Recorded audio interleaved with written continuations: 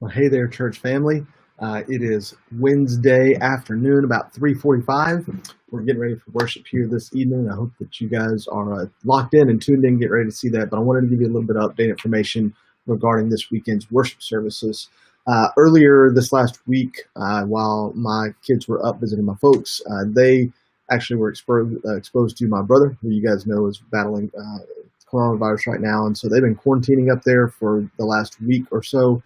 And we're going to be getting them back towards this weekend, but their quarantine period will not quite be over yet. And so we had some contingency plans in place for worship for Sunday to still work, but earlier this week, in fact, yesterday, Brother Ryan and Jessica were spending some time around an individual who has now been confirmed to have been around someone who was COVID positive.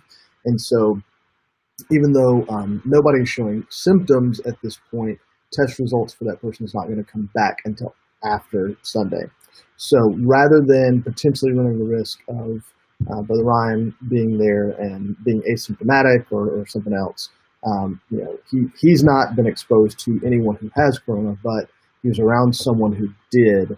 And so we're just out of abundance of caution trying to set up some contingency plans in place.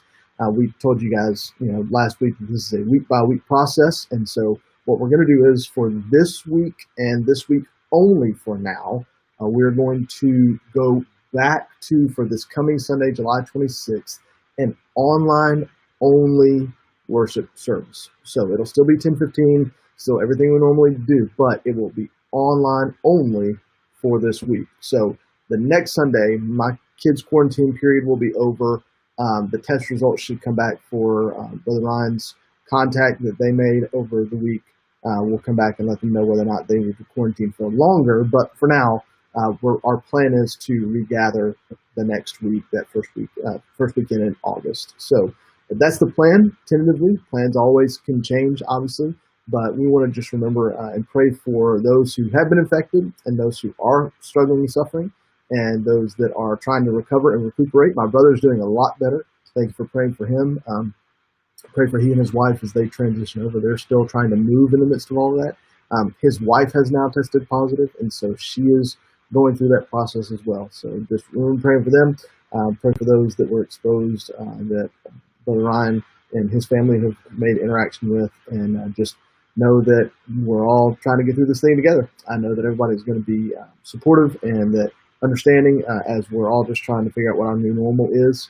But we're going to put out an email message, we'll put out a Remind app message, and we'll also put up a message on our Facebook pages too, trying to make sure that everybody knows that we will not be having in-person services this Sunday. So please, please, please, if you can, let your friends, family, whoever comes to church with us know we will not be having in-person services this week. It will be online only.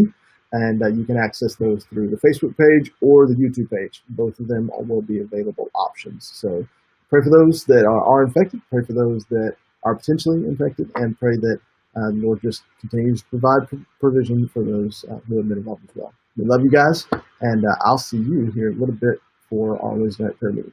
Bye-bye.